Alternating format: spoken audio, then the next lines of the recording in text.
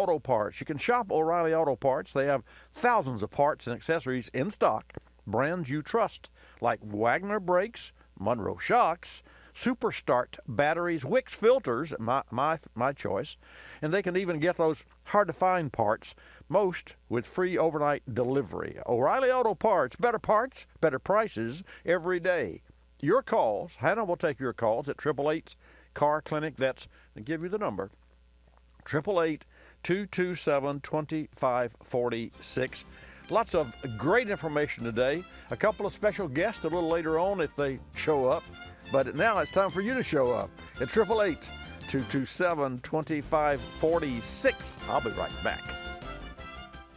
Berryman B12 Chem 2 features HEST, or high-energy solvent technology. Using a combination of stronger solvents, HEST technology helps maximize one-tank cleanup of intake valves, fuel injectors, and combustion chambers. But don't take our word for it. Paul S. had a hot start problem on an 86 Mercure. The injectors were leaking fuel, which flooded the motor. Instead of replacing parts, Paul tried Berryman B12 Chem 2. After just 2 cans, the car performed better, mileage improved, and the hot start problem went away. Learn more at berrymanproducts.com. Insurance 101, courtesy of Grundy Insurance. Diminution of value. Instances where the value of a vehicle would diminish and it will be impossible for the value to be fixed through restoration or repairs. Maybe the original restorer is no longer living, or maybe original paint or sheet metal was destroyed and can't be replaced. Determining loss in value requires the report of an expert appraiser. If there's a loss that qualifies, Grundy Insurance provides an extra payment in the amount determined to have been lost. Learn more at Grundy.com.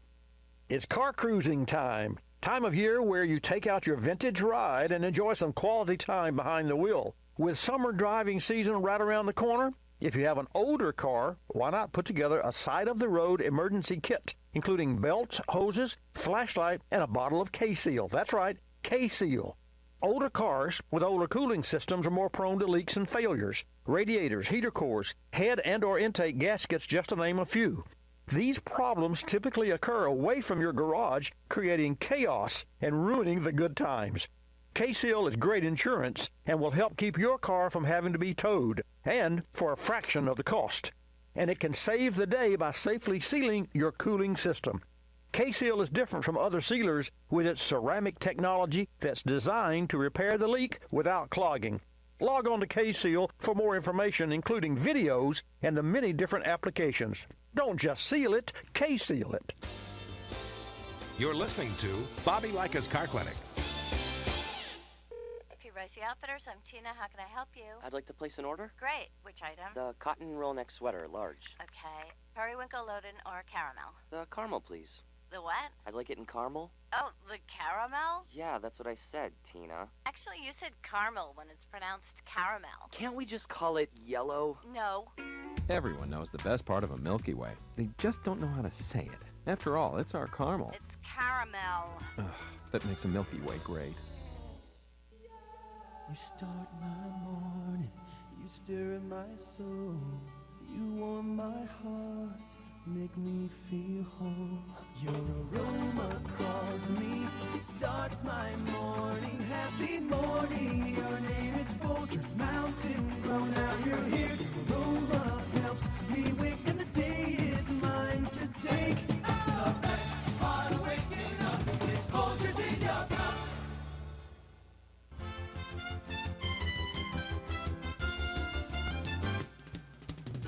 And now back to Bobby Likis Car Clinic and your host, Bobby Likis. Okay, let's get this hour started. I want to welcome you and congratulate my great team here at Car Clinic Network. Fabio and Hannah and Jonathan, they just do a great job. So I want to recognize you guys. You make it easy for me.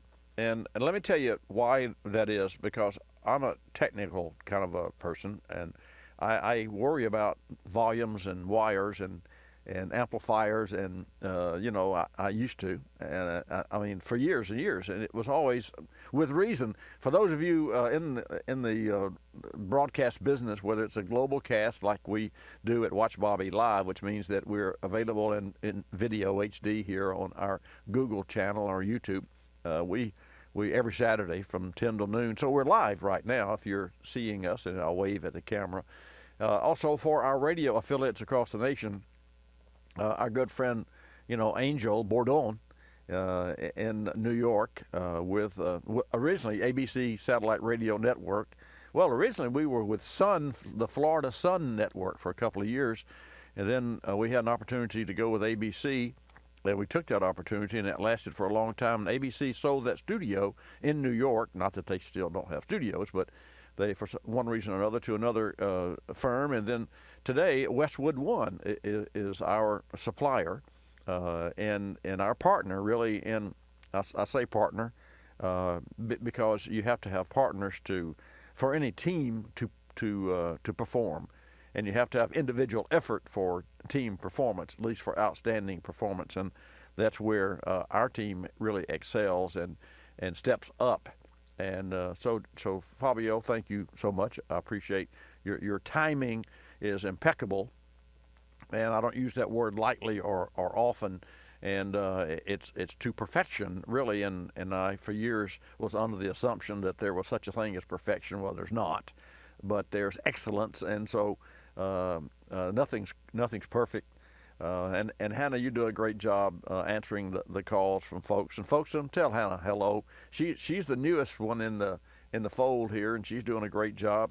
And Jonathan is our jack of all trades, and he's actually Fabio has trained him. And over the last couple of weeks, you folks don't know it, but Jonathan was at the control, and that's pretty cool, you know. So if you go away like that, Jonathan, what's up? No, it didn't happen. He did a great job, and so without a team, just like the Super Bowl or NASCAR teams or you name whatever, without a team effort, you just can't really perform at any sustained level of excellence, and that's really important. Or you can just be, one of the. It can be like so many repair shops that I know of that show up to work and fix cars every day. Well, hey, you got a flat tire, a leaking water pump. Okay, well, let's see. Let's go ahead and start. Well, wait a minute. You need to really familiarize yourself with that vehicle first, and don't you think? And then you need to continue your education, and that's where we excel, because we support our technicians, our technical team in ASC, Automotive Service Excellence. And actually, our team is for you to know, and this is for everyone to know who has an automobile, who's tuned in right now. ASE is the industry's benchmark and provider of technical courses that technicians who work on your automobile must pass rigorous tests. And there's a master ASE technician that goes through all 8 categories, which is everything from air conditioner to powertrain to transmission to brakes, the engine to mechanical to electrical. I'm not sure I could pass the electrical, it's Ohm's law and all those sorts of things. And it's really complicated. And so we have those classes.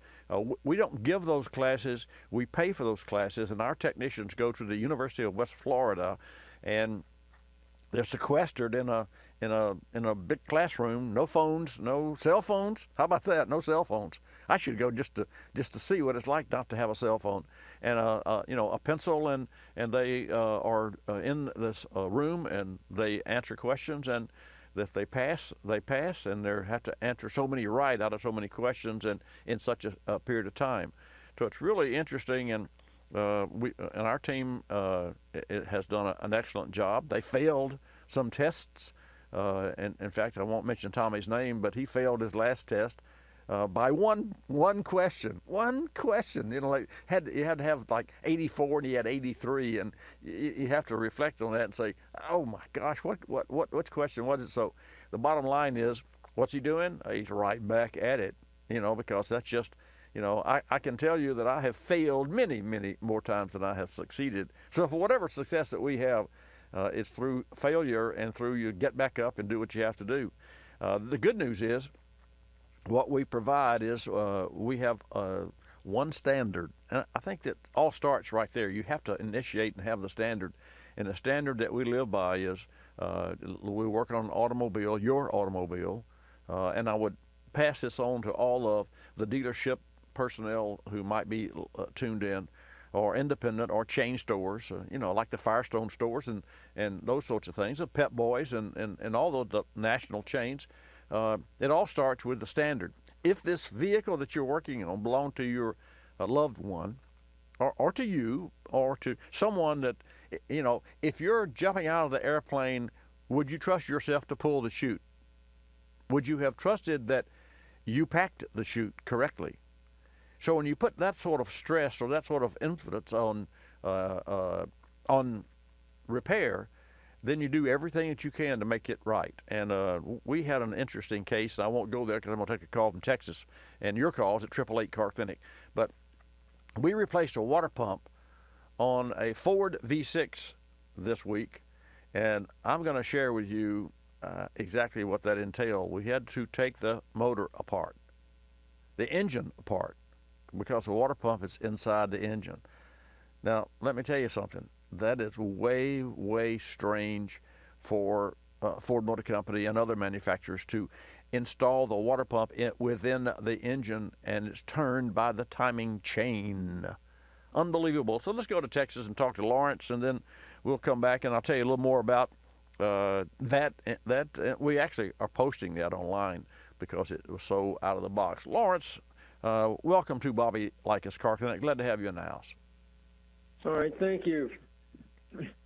What can I do for you, sir? My situation, I have a friend who has an '08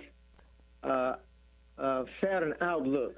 Oh, yeah, okay. And the light has been coming on with the oil. Right. And so we changed the oil. And it's still coming on. There's 1% or 2% oil needs changing. Now, the problem is that I changed it, and I made sure it was full, and it showed full. Mm-hmm. And then after we started it up a little later, it was showing maybe down by the, like it made me need another quart of oil in it. Mm-hmm.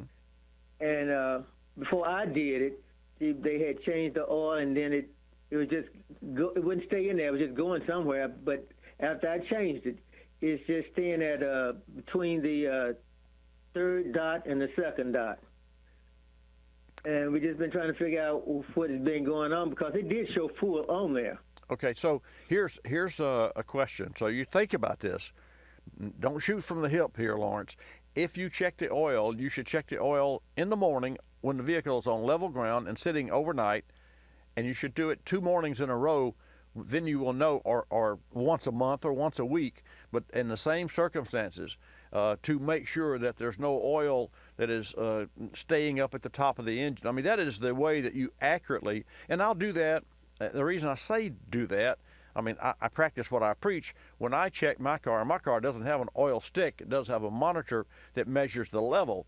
And I will check that about once a month or once a week, once every 1,000 miles. I don't do it regularly because I don't have to, and I don't need to worry about it because it doesn't use any oil. But they're a mark that has low and then medium, like a thermometer, on the dash. And I noticed that my vehicle, after roughly about 5,000 miles now, is 2 clicks low from full, which is about a pint. So if it's used a pint of oil in 5,000 miles, that's okay. Now, so I ask you, you checked the oil level after you changed the oil. When did you check it the second time and find that it was not full? We checked it the next day, and Ben started checking it, but every time I check it, it's right down to that between that second and third dot. Okay, well, so let me ask you a question. Did it reach its happy level, and is it staying at that second or third dot now? Yeah, it's staying right there. Okay, well, then is that level, is at what point, see, you have to figure out what the dot means. So if you're at the top dot, that's full. And at the bottom dot, it should say low on the, well, this is 08 Saturn, so it should show you that the oil level is low at what dot. So does it say low, or have you looked in your owner's manual to see what dot meant? Wait, don't go away. Lawrence, you stay right there. There's that dreaded break coming up. If you know, that's what I mean. I'll be back. As winter comes to an end and spring begins, the Car Care Council reminds you that April is National Car Care Month. There's no better time for a comprehensive check of various vehicle maintenance items. Here are a few things to consider. Keeping battery terminals free of dirt, grime, and oxidation will ensure a clean connection and a stronger charge. Clean and flush your cooling system, and be sure to use new coolant. This will help rid your radiator of rust, dirt, and sludge, and will help prevent overheating. Check tread depth on tires. Insert a penny head first into the lowest point of the tire tread. If you can see the top of Abe's head, you need new tires.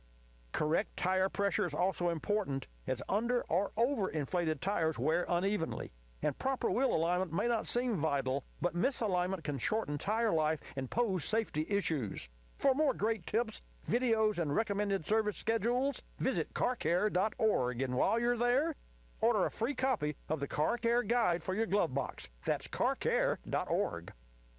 This car repair spotlight brought to you by O'Reilly Auto Parts. This week, a 2013 Ford Taurus came in the shop with 104,000 miles and a leaking water pump. Okay, replace water pump, no problem, right? Wrong. Water pump replacement on a Ford 3.5 V6 includes removal of timing chains and all engine components located on the front of the engine. Better do this right the first time, or you'll lose a day's work. While Tommy, our ASE certified technician, disassembled the engine, we called our local O'Reilly Auto Parts professional and ordered parts. We also borrowed a few special tools from O'Reilly Auto Parts that were needed to do the job. It's really terrific to have a great team of O'Reilly Auto Parts nearby to help us keep our customers' cars on the road. Water pump and new chains installed, owner happy, and we were too. Another great story about why our first call for parts is O'Reilly Auto Parts. O'Reilly Auto Parts. Better parts, better prices every day. You're listening to Bobby Likis Car Clinic.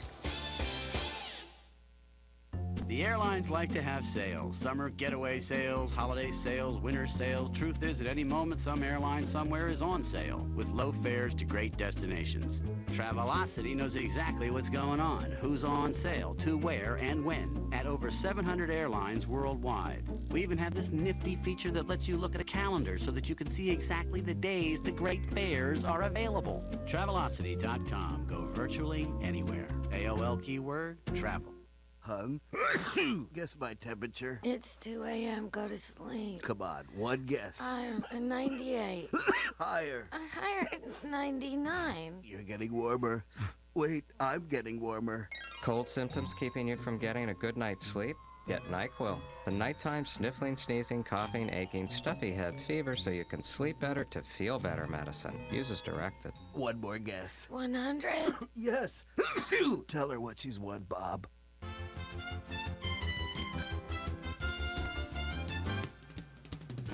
And now back to Bobby Likis Car Clinic and your host, Bobby Likis. And welcome back to today's Bobby Likis Car Clinic broadcast. Glad to have you in the house. We're talking with Lawrence in Texas, and Hannah will take your calls at 888-227-2546. So, Lawrence, let me ask this question.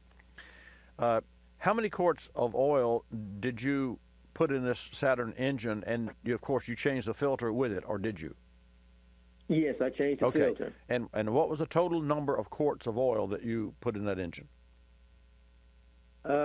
We used the gallon. She got from O'Reilly the gallon container. Okay. So whatever it's supposed to be 5 quarts. Well, a gallon's 4 quarts. Yeah, but that's what we put in there. Okay, so. But it showed full. That's the thing about it. It showed full after I got through with it. Okay, did you happen to look at the oil pan? Did you actually look at it and pull the plug out and look at the bottom of the engine? Yes, sir. Okay, what was the oil pan? Because the plug is at the back, so I tilted so it would all run out. Good. But my question is, has that pan been pushed up by hitting something on the highway in its lifetime? Oh no, okay. No, sir. All right, okay. So here's the drill. You drain that oil, you change that filter, which you've already done this. You put the plug back in. You look at the specs, and that specs, I think that car, according to what we could find during the break, 5.5 quarts is what that vehicle holds. So you put 5.5 quarts of oil in it, and then you know that it's full.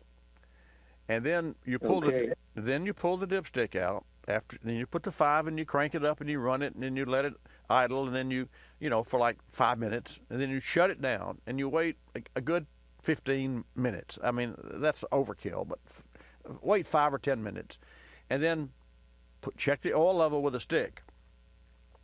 Make yourself a mark for the level on the stick. Forget what the stick tells you. The stick or the tube could be wrong.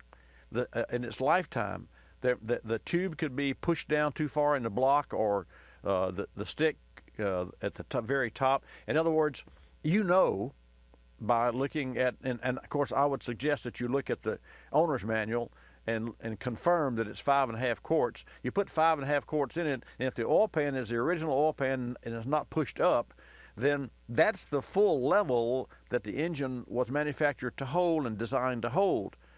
The stick may or may not be the correct stick. You're using it saying that's the law, that's the real judge there, but you're also seeing some it's ambiguous at the very least. So that's what I would do. I would make my own full mark. Now, if it were a regular car, not a Saturn, I would say go to the dealer and buy a stick, or but you're not going to be able to find the parts for that car. So that's what I would do. How does the engine run? Does it smoke and does it overheat? Has it ever been overheated? And does it use oil? No, as far as I know of, it hasn't. Well, so let me understand, Lawrence. Your real concern then has been you just can't figure out why the stick doesn't read correctly when you put the right amount of oil in the vehicle. Is that correct? Yes, sir. Well, I kind of thought it might need more oil, but we looked in the owner's manual. It didn't show how many quarts go in there. Oh yeah, it does. You just haven't found it. It's under oil. It's under oil capacity. So you look at. Okay, well, that's about that. Yeah. And what did it say? Well, it just said, just told what type oil to put in there. But we looked and looked, but we didn't look in that book. I looked in the back, the front, and where it said oil, and it just didn't show how many quarts. I see. Well, Fabio, our Jonathan found it was 5.5 quarts, right? What engine is this? A V6 or a 4-cylinder, Lawrence? It's a V6. Okay. So that Jonathan, can we say that that's what you found?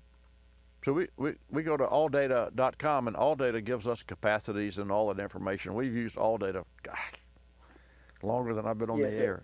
Hold on just a minute. So, Fabio, we confirmed that for Lawrence? Okay. Okay.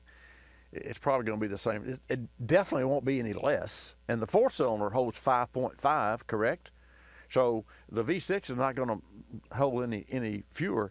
I will tell you, GM, of course that doesn't have a GM motor, and that's GM Saturn, Toyota engine, but GM vehicles, some of those V6s hold like 4.2 and 3.8, or the little smart car holds the early model, the 451 series, only holds 3.5 quarts of oil, and ironically, it holds 2.5 quarts of windshield washer solvent, and yet it's got a little 3-cylinder engine that turns 6,000 RPM with 3.5 quarts, including the filter.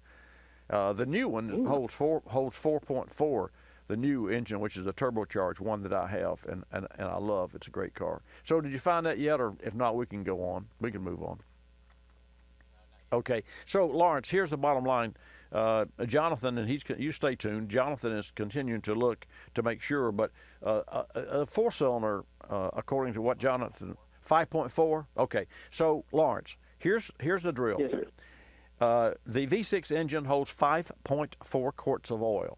So if the oil pan has not been smashed up and it's an original shape, even if it's got a couple of scrapes, no big deal. So if it's not bent up, then the next time you change the oil, you can't do it now unless you can tell me how much oil. And you said you put a gallon in, but you never said you put another. Yes, did you put another quart afterward? No, we didn't put another quart. Okay. If you put a gallon of oil and you change to put a new filter on that vehicle, then you need to add 1.5 quarts of oil. So that's what I. All right. That's what I want you to do. Go add 1.5 quarts of oil to that vehicle, and then crank it up and run it, and then let it shut off for 5 minutes, and then check the oil level. And that is the proper level of oil, because you put the oil in. You're telling me you did this personally. So if you know that you put 1 gallon of oil that you bought from O'Reilly Auto Parts, now go back and get another 1.5 quarts and put that in there, and you say it, and you pull the stick, and regardless of where the stick says, you take a little file or something that you can scratch, and you make yourself your own full mark on that dipstick. You got it? Yes, sir. Okay. Hey, thanks for calling. Good luck. Let me know how that works out for you. All right. Thank you. You're welcome. Well, that's interesting, folks. I've actually had to do that a couple of times in my lifetime, because we couldn't find a replacement dipstick for a specific car. And also, there on occasion has been times when the wrong dipstick was in the car. And of course, we don't know how that happened, one time in his life. I mean, people go to the junkyard and they I need a dipstick. Oh, this one looks good. This one looks good. And the dipstick, that dipstick was for a diesel. So you put it in there, and it goes about 1.5 feet. I've actually seen in Ford engines, the dipstick would go into the engine, and the dipstick would be sort of bent, and it would go over and it would get tangled up with the crankshaft. And of course, in that case, the crankshaft always wins. That's like, it's the bad thing. So we're going to have the Associate Dean of the Schultz School of Entrepreneurship, and T.J. Everts, there are in the queue, and they're going to be joining us in the next segment. And it's all about the smart wheel. And I'm really curious as to learn more about what's going on. It's a competition, and this competition is really an interesting competition, because it's for teens to enter the competition. This one teen, T.J. Everts, is going to be on the phone with us, or it's scheduled to be on the phone with us, with Laura Dunham, who is the Associate Dean of Schultz School of Entrepreneurship. TJ invented the smart wheel, and the smart wheel, as I understand it, has to do with notifying the driver whether there's you're in the right lane, or I'm not sure all about that. I have some questions that I'm going to ask TJ and get him to help us to understand that. But it's a big competition, and I believe that we're looking at $75,000 for the winner, and TJ actually was on the Shark Tank with his invention. So that's going to be interesting. And also, we're going to take your calls too.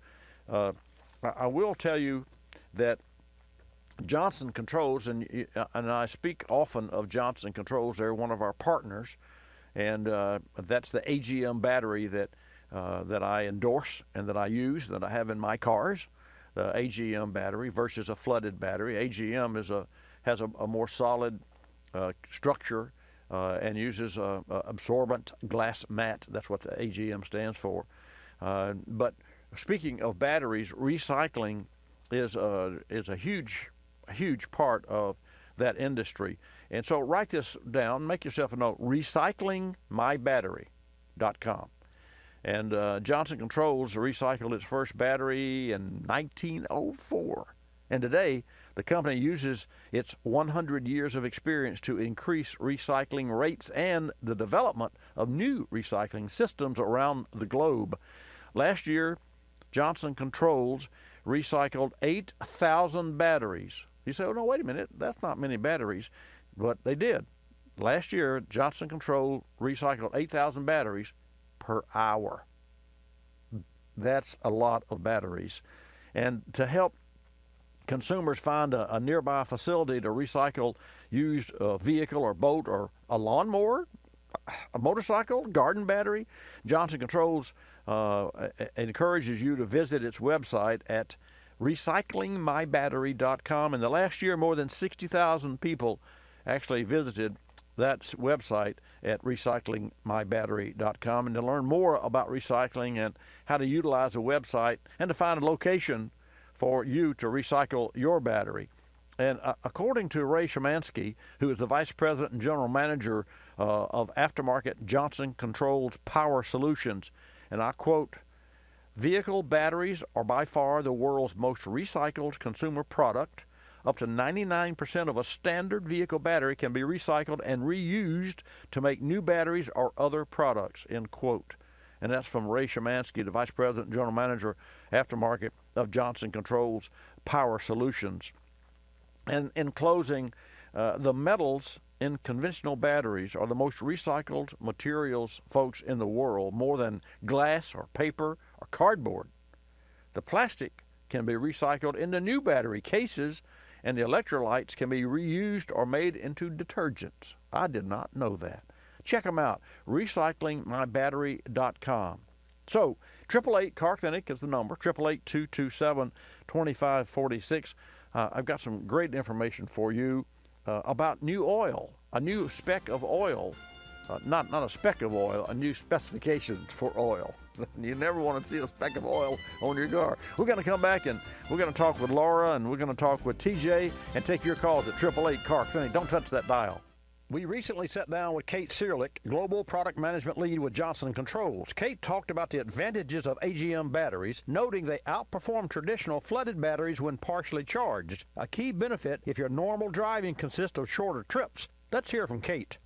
Today's charging systems are not negatively affected by installing an AGM battery, and no modifications are needed for the alternator or the charging system. In fact, an AGM battery actually performs better when partially charged than a standard flooded battery. This means if you're not driving long enough distances to fully charge the battery, an AGM battery more efficiently performs and not consume additional power from the alternator. We were able to validate this in fleet testing we conducted in Las Vegas, where we witnessed AGM batteries providing up to twice the service life of a standard flooded battery.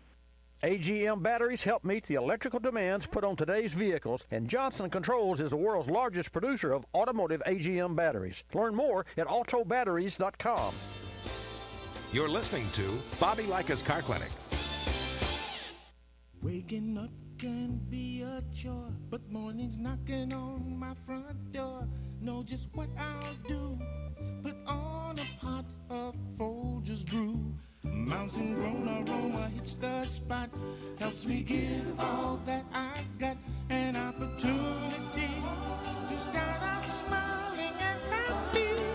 The best part of waking up is Folgers in your cup. I'm privileged to be involved with Capstone Adaptive Learning, formerly known as United Cerebral Palsy, for over 25 years. Since 1953, Capstone has provided quality care programs for persons with developmental disabilities like autism, cerebral palsy, Down syndrome, and intellectual disabilities. Dr. Sherry White with her team are dedicated to Capstone's clients, and 100% of your contributions stay local to serve those in this community. Go to capstoneadaptivelearning.org to see the difference Capstone makes. Technology moves at the speed of innovation, and today, that's lightning fast. So when you get your hands on the latest tech, don't forget to do the right thing with your old devices. Recycle them. The Consumer Technology Association and its members are making recycling your old tech device as easy as purchasing new ones. Just go to greenergadgets.org, type in your zip code, and you'll instantly find the responsible recycling location closest to your home. You'll also find lots of tips to simplify your recycling, like asking the store where you buy your new TV if they'll haul away your old one. Television sets, video game consoles, smartphones, tablets, they're all recyclable. Don't let them clog up your local landfill. Just visit greenergadgets.org. You're sharp enough to get the latest tech tools into your home. Now be responsible enough to get your old devices to the recycler. That's greenergadgets.org.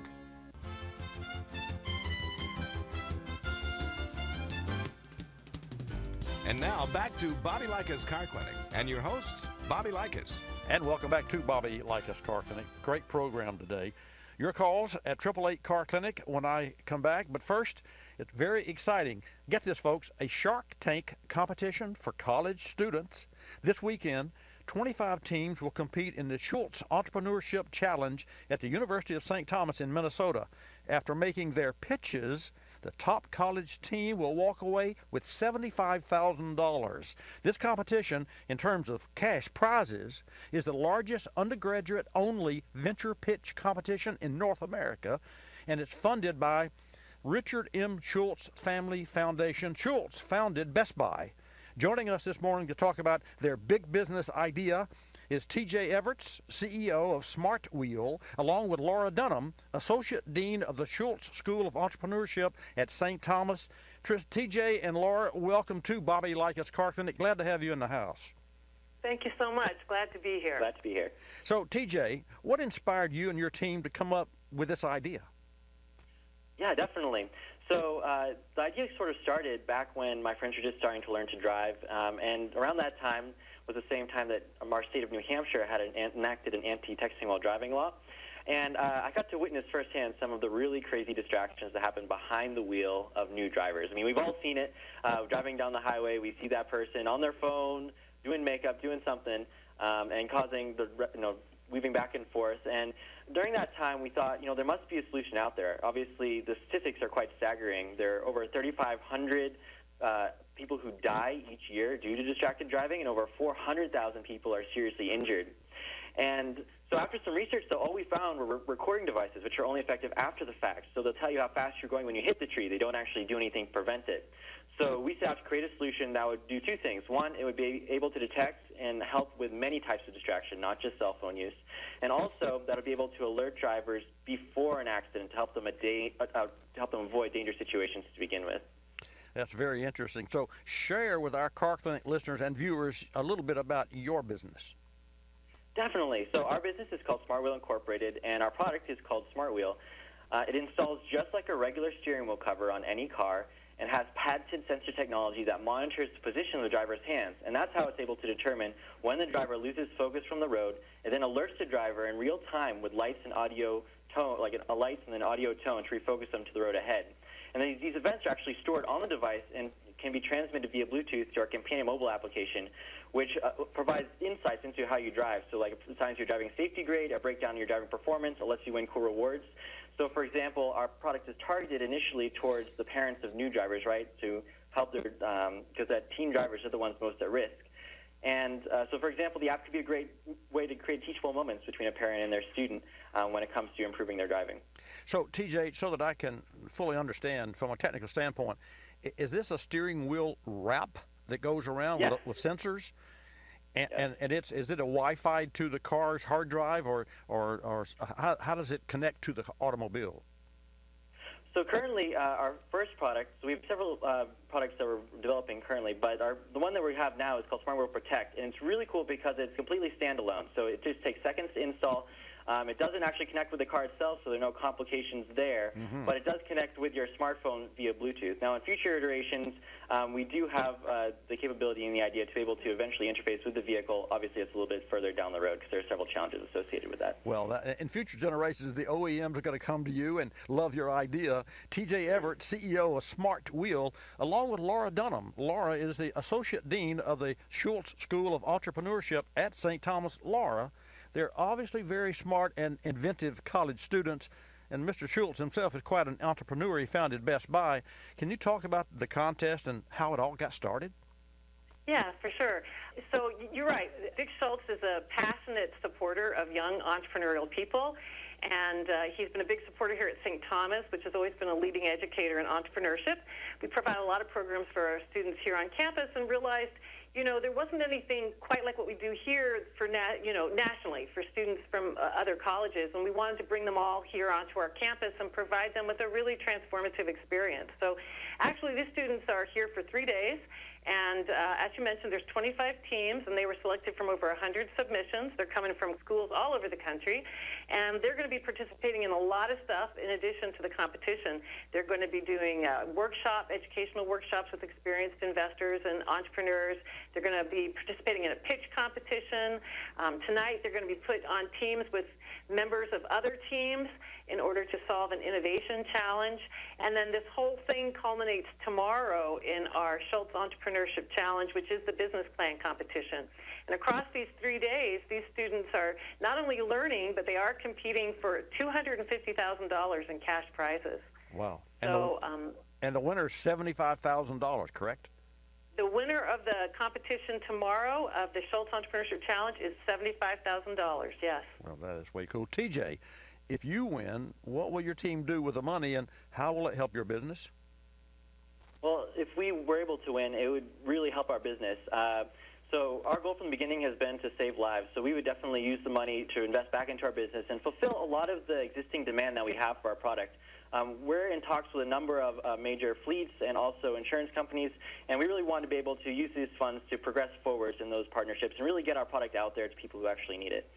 So, Laura, just a quick question about this event. You being the Associate Dean of the Schultz School of Entrepreneurship at St. Thomas, when did this competition begin? So we are in our third year. So it started 2 years ago. This will be our third annual eFest and Schultz Entrepreneurship Challenge. We've given away over $500,000 at this point. We've had hundreds of teams, and this will be our 50th through 75th teams that actually participate here. And we've really seen the impact of this event. We've had a lot of people from the previous competitions who've gone on and launched their businesses and used the seed capital they earned here to scale their businesses. So it's been really exciting to see. Just a couple more questions, and TJ, you'll want to listen to this answer because, Laura, I'm going to put you on the spot. How will your team decide who the winner is? Well, I'll tell you what, it's really tough, isn't it? I mean, we have got some super smart kids doing some amazing things, tackling big problems, bringing real innovative solutions. But luckily for them, we have a fabulous team of very experienced entrepreneurs and investors who service our judges. And this is what they do, right? Investors learn how to evaluate ideas. And so what they're looking for are students who really convince them that they've identified an important problem, they understand who the customer is, they've crafted a solution that meets the need, and that they've convinced us that their team is the team that can actually deliver that solution to the customer, that they've developed a reasonable business model for making that happen, and that the opportunity is sizable and worth pursuing. So there's a lot of different criteria. There's 9 criteria in particular that the judges look at. And of course, it is going to be a tough thing for them to do because I'm so impressed myself with all these students and all the work that they're doing. And I'm glad I'm not one of the judges tomorrow. Well, I have to concur with there. I would agree. So, Laura, just one last question. And TJ, before I go, I want to wish you and your team the very best. Your idea is certainly over the top with saving lives. And there's so much driver distraction these days and so many lives lost that can be saved. So, Laura, where can our Car Clinic listeners and viewers go to learn more about the Schultz Entrepreneurship Challenge? Yes, so one of the sponsors of this event is EIX.org, which is a learning platform for entrepreneurial educators and entrepreneurs. They have a page for eFest, and you can learn all about the competition, all the events that are involved in it, and how to apply next year. And also, what's really wonderful about it is we have uploaded all the pitches of the semifinalists. So they've all submitted a video pitch, and so you can get to learn more about all these wonderful students and the very cool ideas that they're pursuing on that page. Well, hats off to you and your team, and also to Dick Schultz for actually, he founded Best Buy, and obviously he's behind this organized effort all the way. So, Laura, hats off to your team, and TJ Everett, I wish you all the best of luck, and thank you so much for joining me today on Bobby Likis Car Clinic, to both of you. Thank you so much. And if people want to find out more about Smart Wheel, they can go to our website, smartwheelusa.com. And actually, it's really cool. Just in celebration of this competition, we've opened up an exclusive pre-order round for people who are interested in coming in as an early adopter for our product. We're going to release later this year. And so there's an opportunity there for people to get involved if they're passionate about this issue and want to see the solution come about. So then those two sites are EIX.org for the competition, more information, and then Smart Wheel is smartwheel.com, correct? USA.com, smartwheelusa.com. Smartwheelusa.com. I got it. Exactly. TJ Everett and Laura Dunham, Associate Dean of the Schultz School of Entrepreneurship at St. Thomas. Thank you, folks, for joining us today. The best of luck, and have a great competition this weekend. Thank you so much. Thank you so much, Bobby. Yeah, it's pretty cool. How cool is that? I mean, Smart Wheel, very interesting. And I see that Eric is on the line, and we invite you to call as well if you have any competition. I had a competition on the brain. Any questions about that competition? Of course, we don't have them on the phone anymore, but we can definitely learn more at smartwheelusa.com. Eric from Nebraska, thank you for holding. Welcome to Bobby Likis Car Clinic. Thank you, Bobby, for taking my call. My pleasure, sir. What can I do for you? I have a 2001 Chevy Silverado. I believe it's the 5-point. When I bought it, that was the biggest motor, but Okay. I'm having oil pressure issues. Not low, but high. Normally it would run at 40 psi, Right. and now when I'm basically driving it, it runs close to 60. Okay. The first thing, given the nature of that vehicle, and I'm very familiar with that engine, the nature of that vehicle, the first thing that I would suggest that you do is replace the oil cylinder switch. The challenge with that, Eric, is located behind the intake, and actually the manual says you have to remove the intake manifold to gain access, but if you're a contortionist, or if you've been there and done that, hey, I can tell you it's a lot easier to have a professional technician who's been there before. That you can reach behind that engine, between the firewall and the back of the engine, and unplug that sensor, and then unscrew that sensor and replace it with a new one. And that's the first thing that I would do if I were you. And one other thing, or have you done anything so far? Have you replaced anything so far? No, Okay. just the oil. All right. So I believe it to be a sensor, and also I would recommend this for the sensor part. Make sure that the sensor that you buy is a Delco.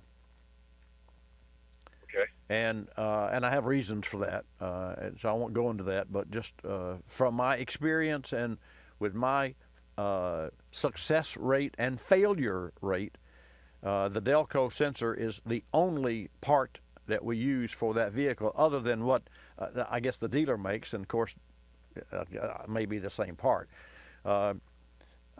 Perhaps I got a couple of bad ones, but over a year or two period of time, I learned that we only use the Delco sensor.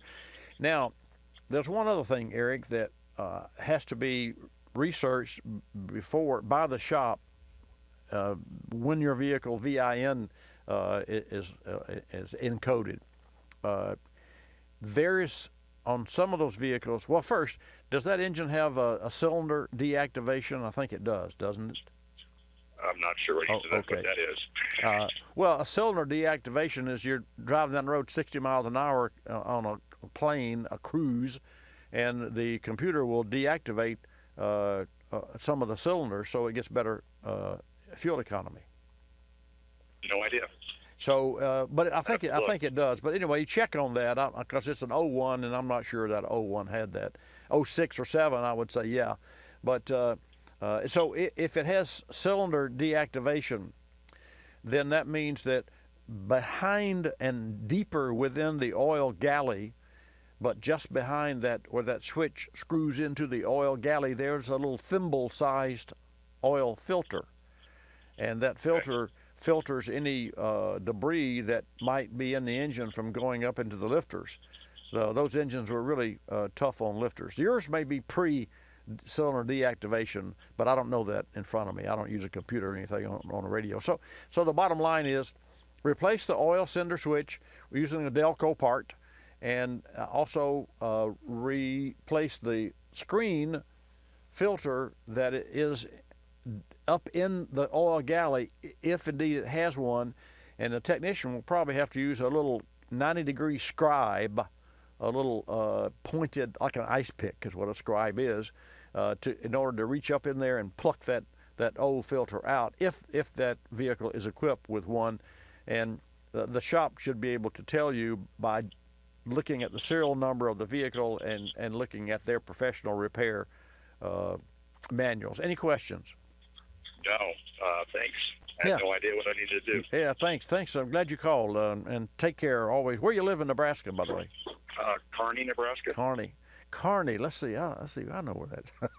That's where the Archway is. Oh, I know. I've been there. We actually, KGFW is our affiliate station there, and we actually are going to have someone. I don't know if you know this or not, but May the 4th, you have a bike in a car show coming up, which is and so we're going to have and be talking to a gentleman from your home there, your city there. So May the 4th. So you'll want to make sure you tune in. Hey, thanks for calling and always for tuning in to Bobby Likis Car Clinic there in Kearney. Yep. Thank you for all you do. You're welcome, sir. That's a nice gentleman. That's a great town, by the way. Kappa Ethanol. That's the one of the movers and shakers. You know, Norris Marshall. Remanufactured engines started off with, I don't know, maybe 3 a day, and now he's into crate motors. So if you need looking for a high performance engine replacement engine, Norris Marshall, Marshall Engines in Kearney, Nebraska. I'm Bobby Likis. Thanks for tuning in this hour. Likis, you'll love us. This is Bobby Likis Car Clinic. Bobby Likis Car Clinic is a copyrighted presentation of Car Clinic Productions Incorporated and may not be reproduced or rebroadcast without the express written approval of Car Clinic Productions Incorporated.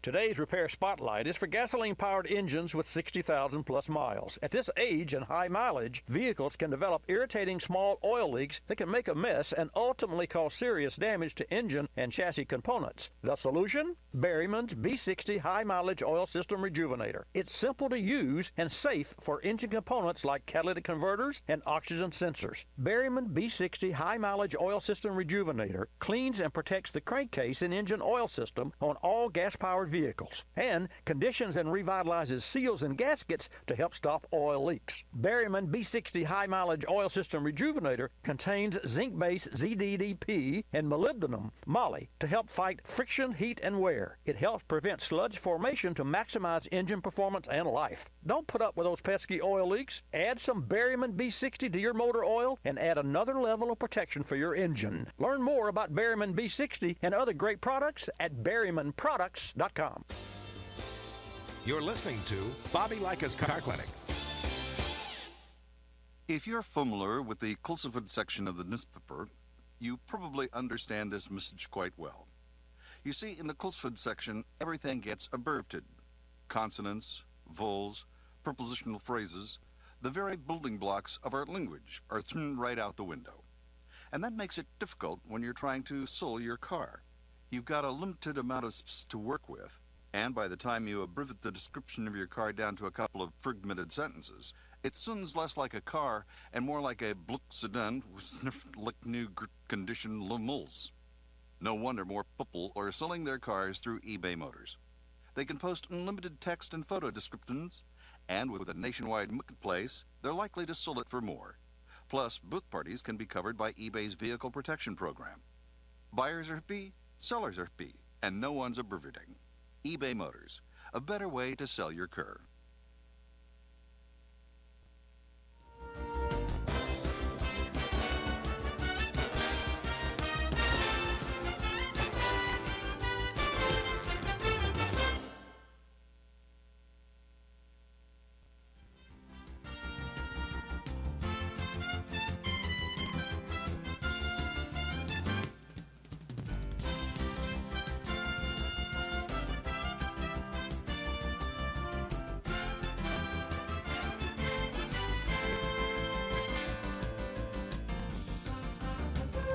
Bobby Likis Car Clinic begins at 6 minutes after the hour.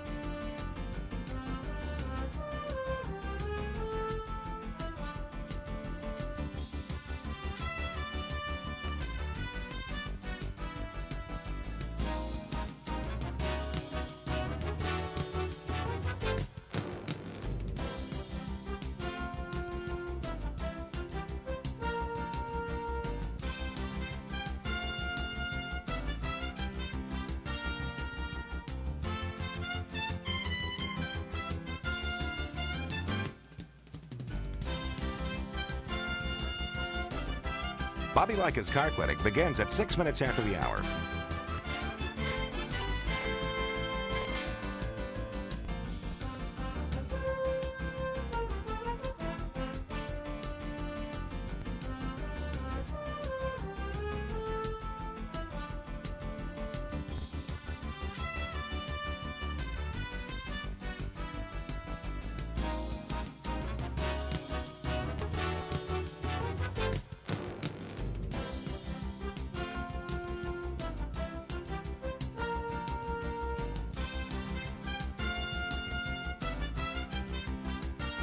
Bobby Likis Car Clinic begins at 6 minutes after the hour.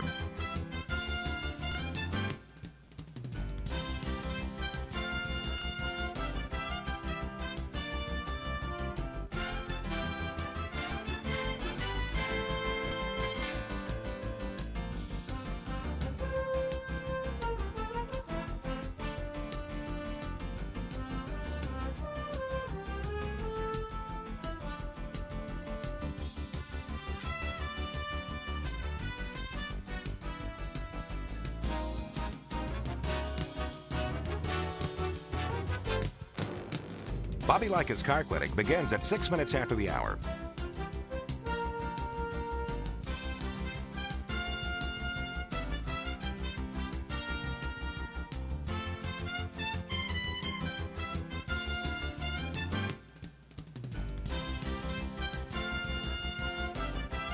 Bobby Likis Car Clinic begins at 6 minutes after the hour.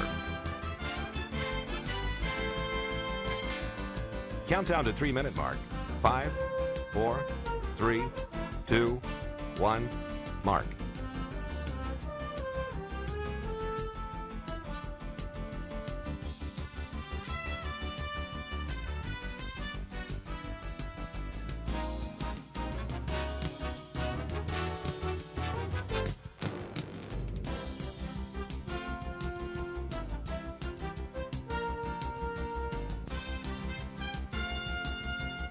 Bobby Likis Car Clinic begins at 6 minutes after the hour.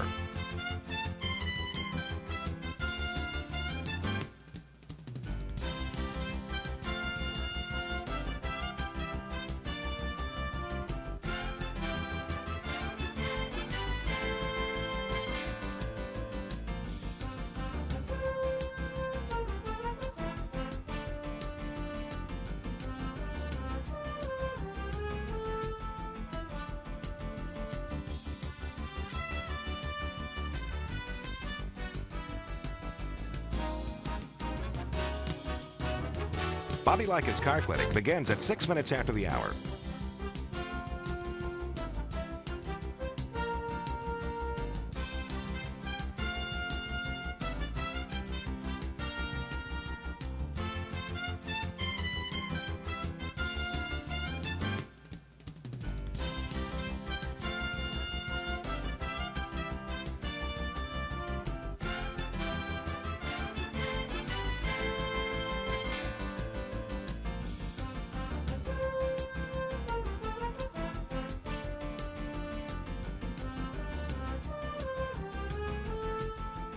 Bobby Likis Car Clinic begins at 6 minutes after the hour.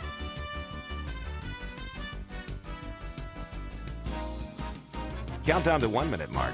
5, 4, 3, 2, 1, mark.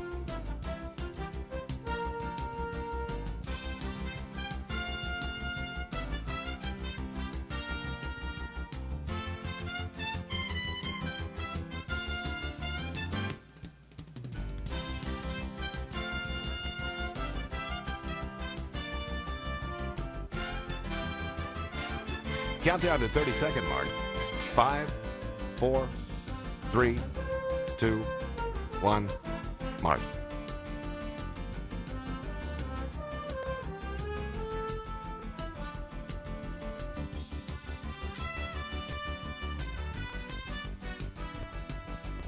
Countdown to 10-second mark. 5, 4, 3, 2, 1, mark.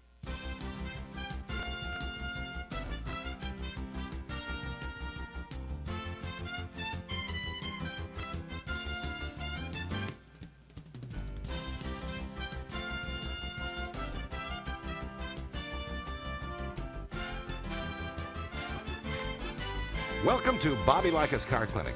If you have a car question for Bobby, call now at 1-800-264-5454, toll free from anywhere in America.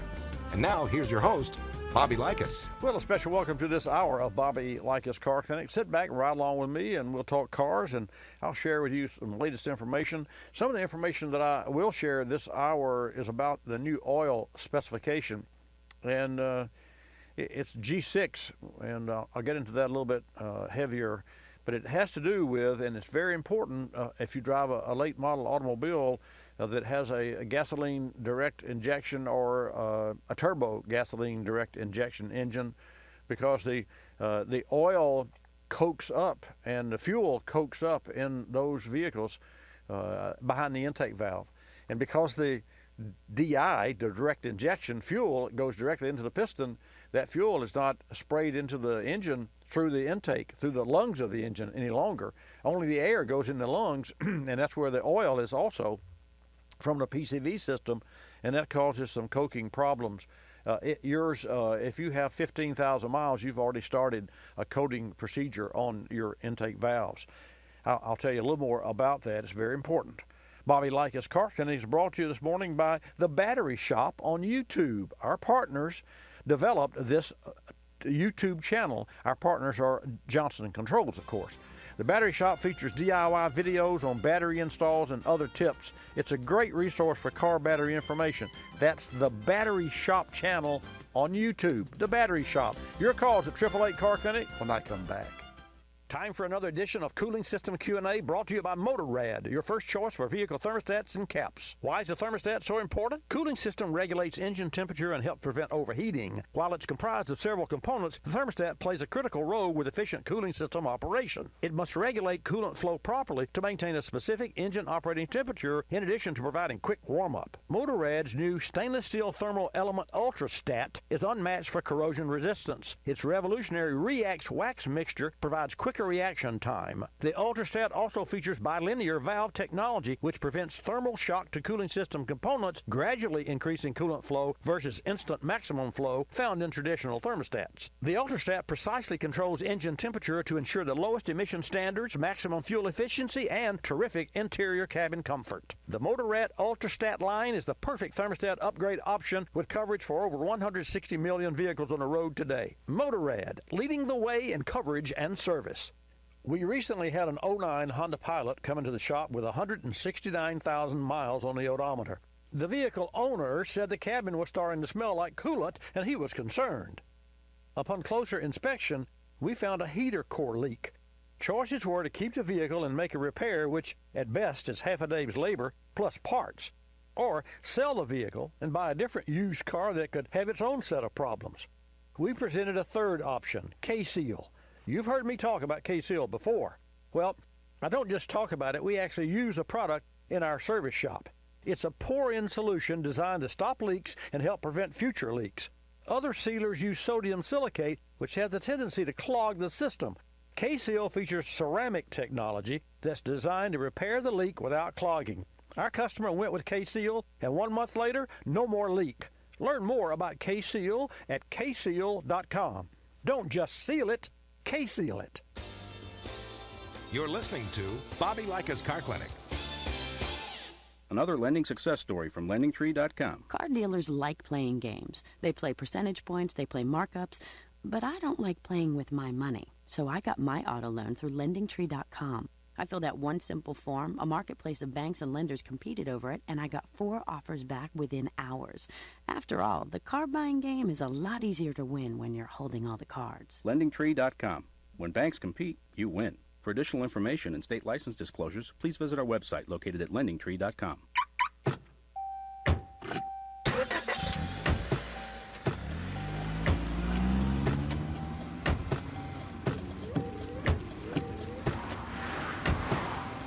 Driving has a rhythm all its own. Don't wreck it with a text. Before you get behind the wheel, silence your phone. Or better yet, designate a texter. For more text-free driving tips, visit stoptextstoprex.org. Brought to you by the Ad Council and the National Highway Traffic Safety Administration.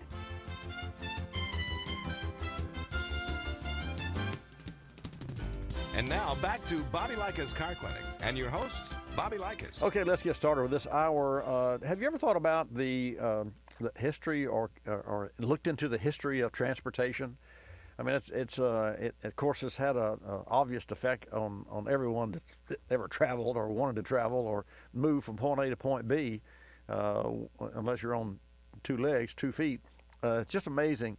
There's a new show that's coming out. The reason that I bring this up, and it's on Curiosity Stream.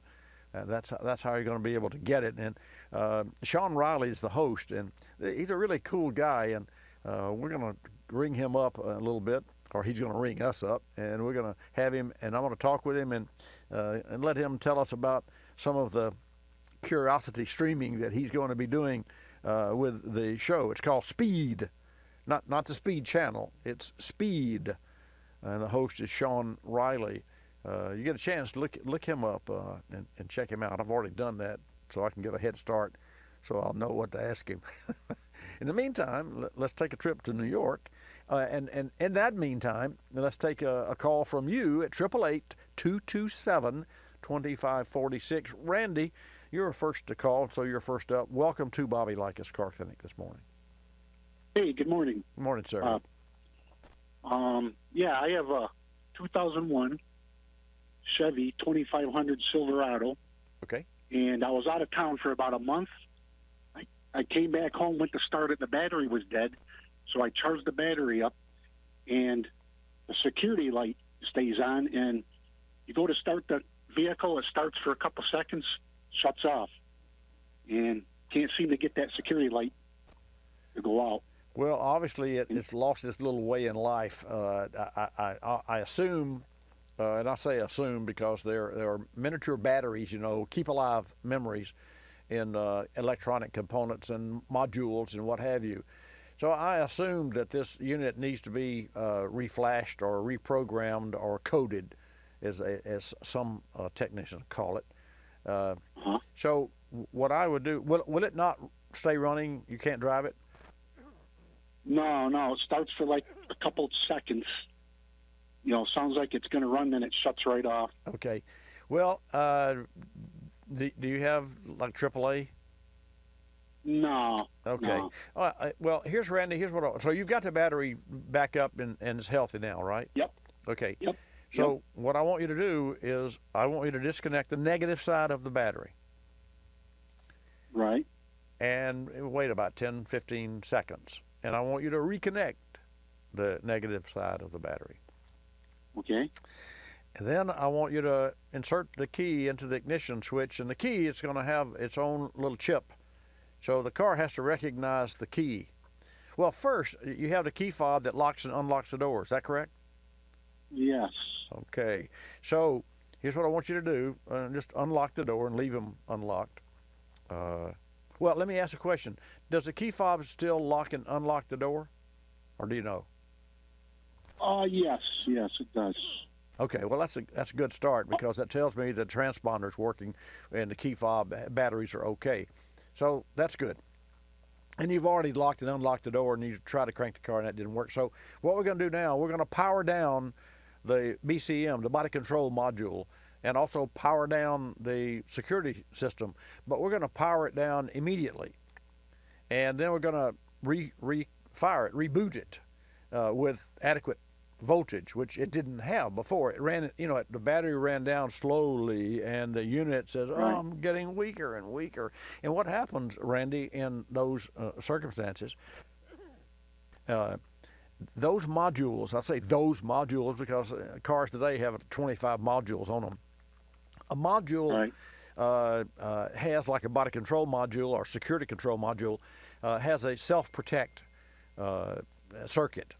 And the self-protect circuit says, just imagine we got a 5-bedroom home here and we've got a fire started, and or we're on, better yet, imagine we're on a submarine and we got a flooded chamber. Well, we close out the doors to shut off that chamber, hopefully, and stop the flooding from spreading. Okay? Right. Well, to that end, an electronic module sees low voltage as a short. So you're cruising along at 12 volts, 13, 14 volts, and all of a sudden, if you had a short, like a dead ground, that voltage would go from 14 to 13 to zoop down to 8 immediately. And then the unit that it has the problem, or I'm sorry, the unit that sees the problem says, "Hey, wait a minute. We've got a house on fire, or we got a submarine that's flooding. Let's disconnect. Let's seal ourselves off." So body control module, and I've had this actually happen on a Chrysler Town and Country. Really strange. This is years ago. So then that unit says, there's an issue here. Let's disconnect. Let's unplug so that whatever's damaging the other system or whatever compartment in this submarine is being flooded, we don't get damaged or flooded too. And so if that's the case, a lot of times your radio doesn't work. Well, the radio might work, but the windows don't work. The power windows, the door locks, the security system. There's a lot of stuff that can go awry when a body control module decides that it's going to check out because of voltage losses.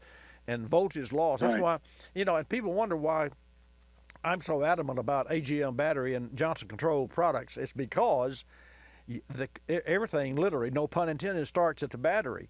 And batteries are not, standard flooded battery, 3 to 5 years, you're done. But anyway, specifically, your instructions are this. Disconnect this good battery, and then wait for 10, 15 seconds and reconnect the battery, and then put the key into the ignition. Well, you can actually lock and unlock the car with a key fob after you've done this. So what I'm trying to do is I'm trying to shut down all of the components by disconnecting the main power source, which is your battery, and then you're going to reconnect the car, and it will reboot. And as often, and this really is the first step in a PC or a Mac or an operating system that you should do, and the car's virtually no different. Quite candidly, I don't see how cars work as well as they do anyway, except that they have a fixed boot, and they boot up with the same fixture every time. And so to that end, that's what I hope and I instruct you to do, because quite candidly, that's all you can do. And if that reboots the body control module and at the same time the security control module, and all of a sudden they all recognize that, hey, we're healthy again, let's shake hands and work together. I just hit the microphone. That's so adamant here. So that's what I'm trying to do. I'm trying to get your car to shake hands again, and the only way I can do that is to shut it down. So you shut it down, pull the negative. Always remove the negative part of a battery cable first. Even if you're going to change the battery, you take the negative and then the positive, and then you put it back together, and you put the positive on and the negative last. So so that way, if you're swinging the wrench and it happens to touch a ground somewhere, ground to ground won't cause any sparks or any explosions or what have you. So that's what I would do. If that doesn't work, you'll have to take it into a service shop and have it towed, and they will use a professional scan tool. Now, you cannot use a code reader. You don't need a code reader here. You need a professional scan tool that can go into another black box, which is called a gatekeeper. And all new cars have gatekeepers.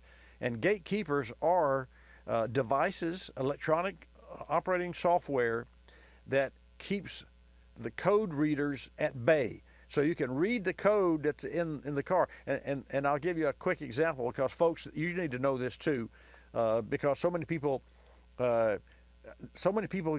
buy apps for their phones and go to parts houses and said, read my code. And all that does is said, okay, so if you and I, Randy, were having a cup of coffee, we looked across the street and the house is on fire, we'd know the house is on fire. But if we were first responders, we'd need to know which room started that fire so we could go there first and put it out. So, and stop the source. So that's the difference between a typical inexpensive, cheap code reader and a professional scan tool, because a scan tool is allowed to, by its design, go by and beyond the gatekeeper to investigate the architecture of the electronics. That's why we can do things that you can't do. And even to that end, Randy, a lock and gunsmith can do things that we can't do, because they are certified and they have codes that allows them to go even deeper into the security. So you may actually end up going to a lock and gunsmith. And certainly, now that I think of it, it might not hurt there in New York to call a local lock and gunsmith and say, here's an issue that I have with my security system. Do you have the software? Can you come out and reprogram my vehicle? They probably can't reprogram it, but they may be able to get into it and reboot it. But first, you're going to do what I say, and you're going to reboot it yourself. You got it? I I'm going to try that. Okay, my friend. Thanks for calling. Okay, folks, coming up, we do have Sean Riley on the phone. How cool is this? He's the host of the new program there, available at Curiosity Stream, called Speed, when I come back. Why CarStar? Today's vehicles offer comforts and conveniences never imagined 20 years ago. Backup cameras, entertainment systems, start-stop technology, the list goes on. These technologies help avoid accidents. But what happens after a crash? Growth in electronic vehicle content adds to the collision repair cost and complexity. Damage a side view mirror or paint a bumper, and you may change the trajectory of that sensor. Adaptive headlights are another example. They actually turn the corner with you as you're turning the corner. The price for these headlights can reach $2,000. Now, more than ever, it's important to follow automaker guidelines for vehicle repairs. Don't compromise vehicle safety. CarStar is North America's largest multi-shop operator of independently owned repair facilities. CarStar delivers consistently high-quality repairs and the industry's highest customer satisfaction ratings. At CarStar, they don't just repair cars, they repair your car. Learn more at carstar.com.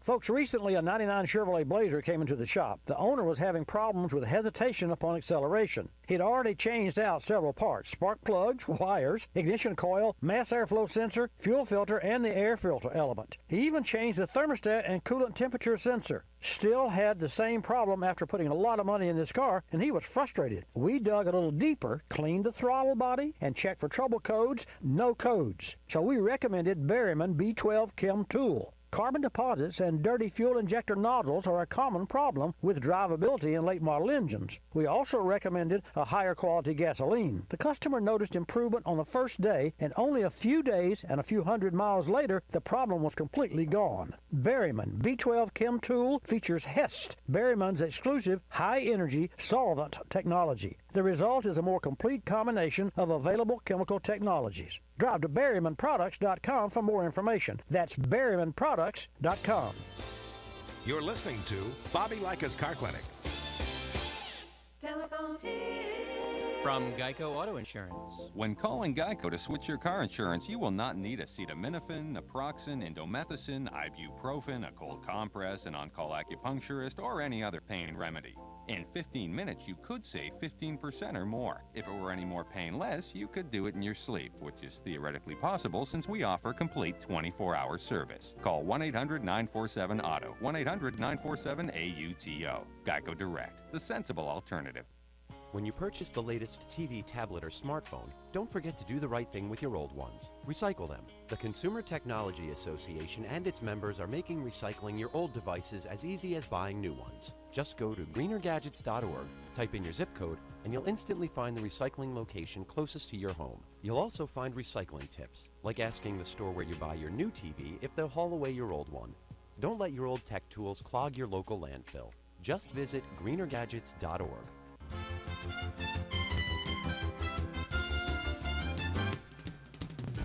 And now back to Bobby Likis Car Clinic and your host, Bobby Likis. And welcome back to Bobby Likis Car Clinic. Terrific program today. Call with your questions at 888 Car Clinic.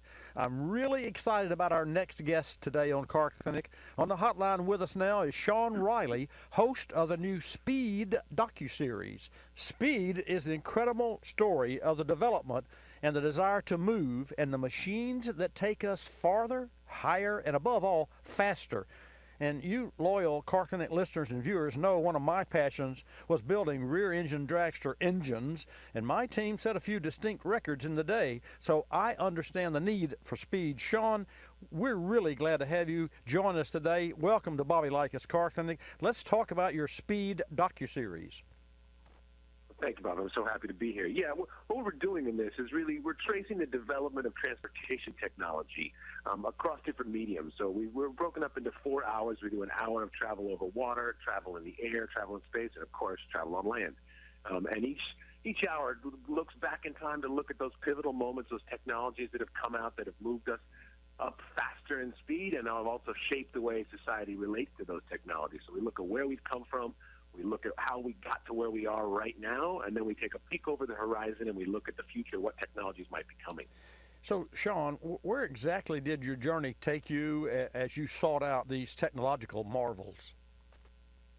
Yeah, well, I'm a hands-on guy. I'm a car guy. I love to drive things, and if I wanted to tell the story right, so to me that meant tracking down either early true examples of these early machines or finding replicas of them wherever they are in the world, so that I could actually drive them and tell the story live while we're driving, while we're seeing what the machine can actually do.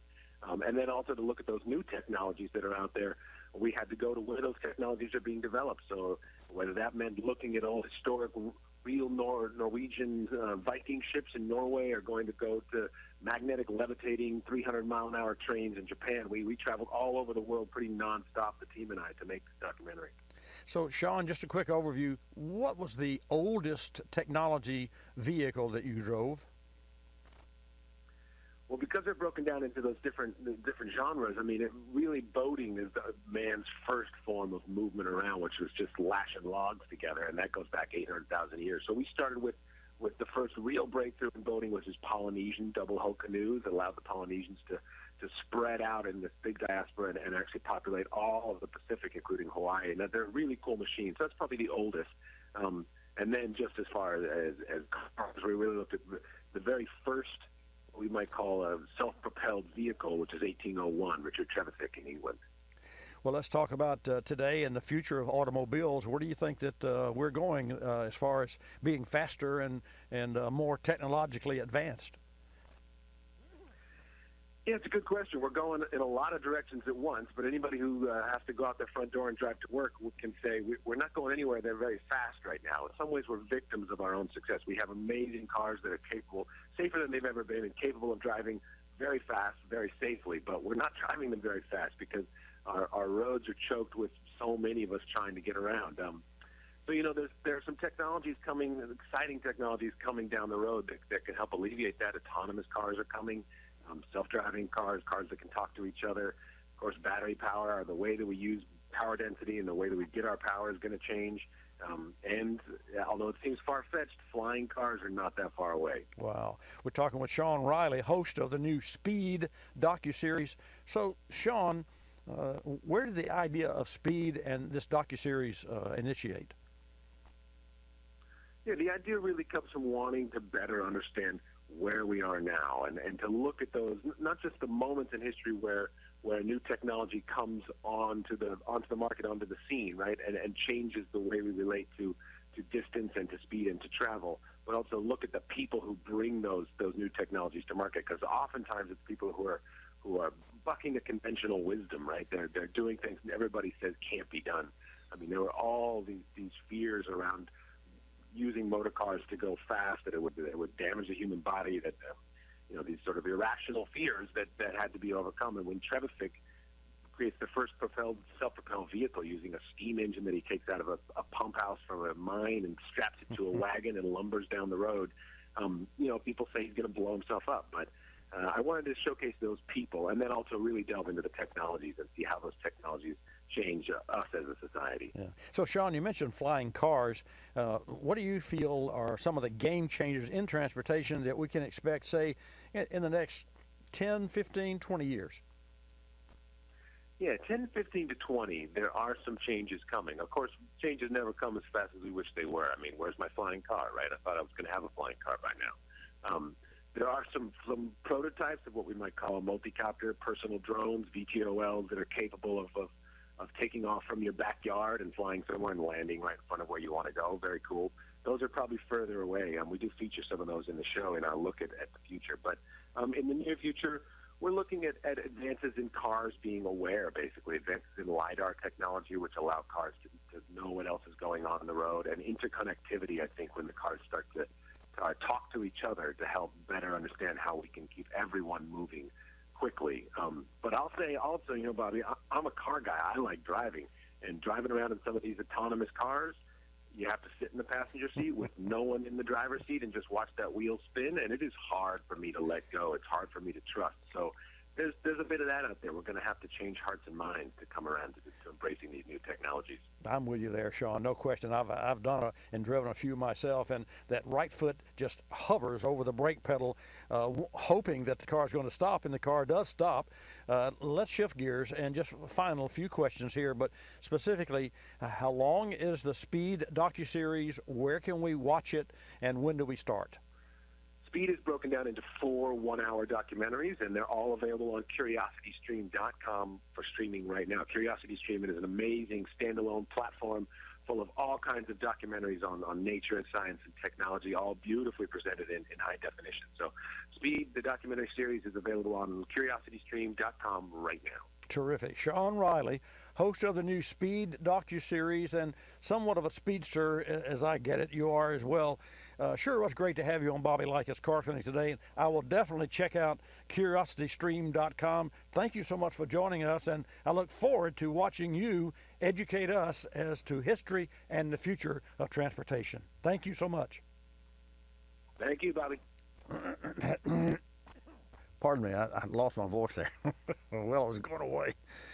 He mentioned LIDAR, and there's ironic that he would mention that, because the RoboSense is a LIDAR, and they're talking about a 3D world, even in Finland's snow and extreme temperatures reaching minus 22 degrees Fahrenheit. So electronics, and electricity slows down in cold weather. Just like I had a gentleman last week talking about, well, those electric EV cars, what are they going to do in the cold weather? You won't be able to drive them. Well, that's not the case at all. But what I'm going to do this week or over the next couple of weeks, I want to reach out to this RoboSense. It's just ironic that Sean would mention that, because this RoboSense is known to provide cold-resistant LIDAR to gotcha, and gotcha is an acronym for another. I won't go into all that except to say that I did have a press release here that I was so interested in. I've had it for a couple of days here, and it's about RoboSense. So I'm going to reach out and maybe to the CEO. If you would, Fabio, get with our team this week, and we'll talk about reaching out to RoboSense, and maybe we can connect with someone there and find out more about LIDAR, because, folks, LIDAR is that little round dome that you see that reaches out and laser and sends lasers, and it we don't have eyes on the back of the side of our head, but an autonomous car, or a self-driving car, forget the word autonomous, a self-driving car does. So it's really kind of interesting. We'll take a call from Carol in New York. This will be fun. This will be fun. And by the way, folks, Bobby Likis Car Clinic is brought to you in part today by our partners at the Car Care Council. And they want to remind you that April is National Car Care Month. You can visit carcare.org, and you can find a number of fantastic tools, including tips, service schedules, videos, and more. And more meaning that you can put in your VIN and your current mileage, your mileage per year, and you'll actually get automatic updates from the carcare.org site that help you maintain your car and save you money. Carcare.org, courtesy of our nonprofit partners, Car Care Council. That's carcare.org. Let's go to New York and take a call from Miss Carol. Miss Carol, it's great to have you join us today. Welcome. Oh, there was static on my line. Are you there? I'm there. I'm here, and you're there.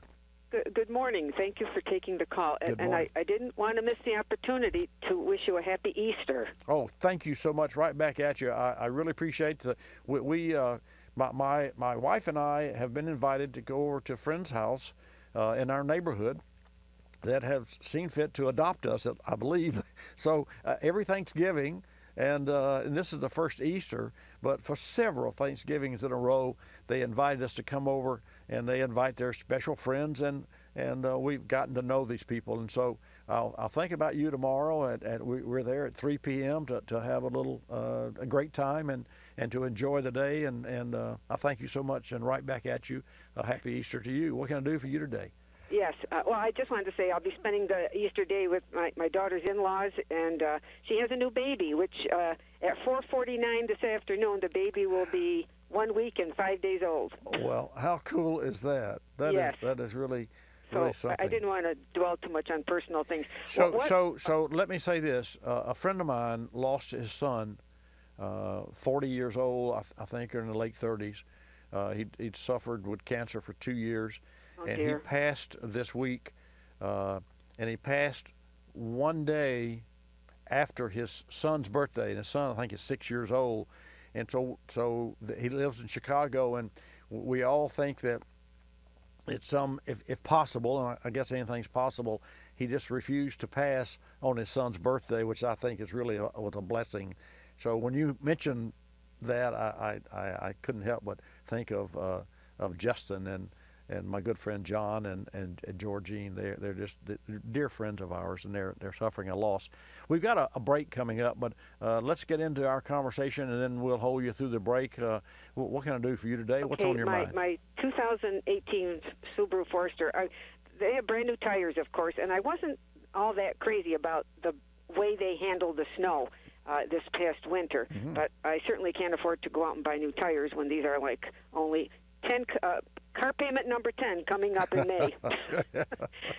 10 of 48. There you go. 0 interest, and I'm very proud of that. Wow, that's cool. That's great.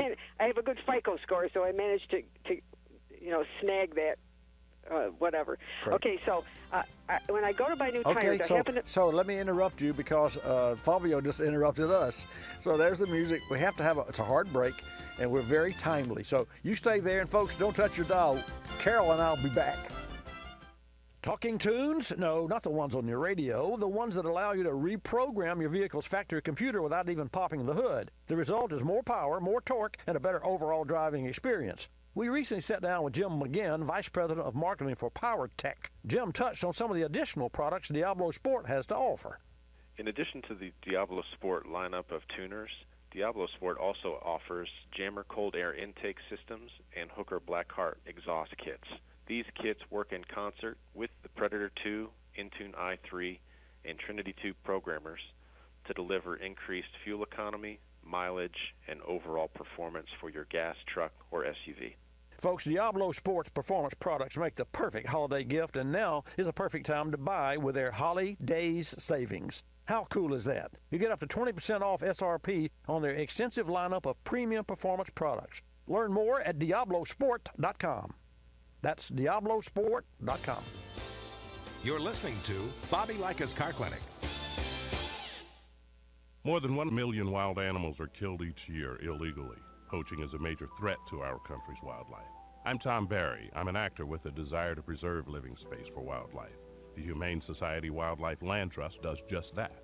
Works with private landowners to protect wildlife, to preserve natural habitats. To learn more or to work with the Humane Society Wildlife Land Trust, call 800-729-SAVE. That's 800-729-SAVE, or visit wildlifelandtrust.org. Thank you.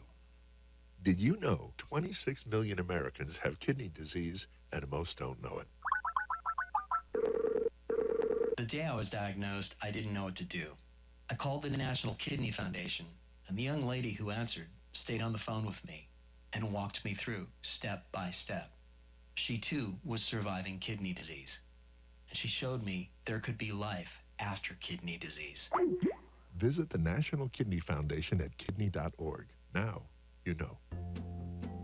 We're a land of cynics. We don't believe anything anymore. You know why? Because we've been told we've won $1 million, that it's new and improved, that it slices and dices, that our favorite singer is still alive, that we'll be prosecuted if we cut off the tags, and of course that everything is backed with a 100% money-back guarantee. So when we hear the words customer service, we don't believe it. Travelocity isn't surprised if you're a little skeptical when they say they have excellent customer service, and that there's actually a pleasant face behind this website, a living, breathing person with a supercharged computer full of answers. Someone who's willing to help when you get lost, and most of all, someone that will actually pick up the phone when you call with a question or a concern. Customer service is just another example of how Travelocity puts you in control of travel. Chances are you'll never have to use it, but it's good to know it'll be there if you need it. Travelocity.com. Go virtually anywhere.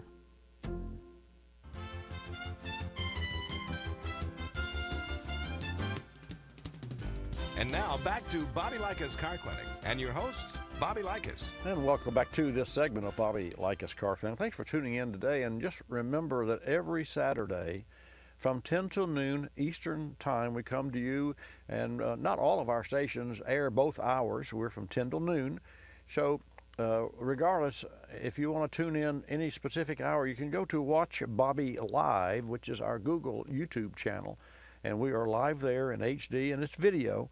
And if you have a question, Jonathan monitors that chat room. There's a chat room there as well. You can ask a question through our WatchBobbyLive.com. So I'll invite you to call now at 888-227-2546. Let's go back to New York.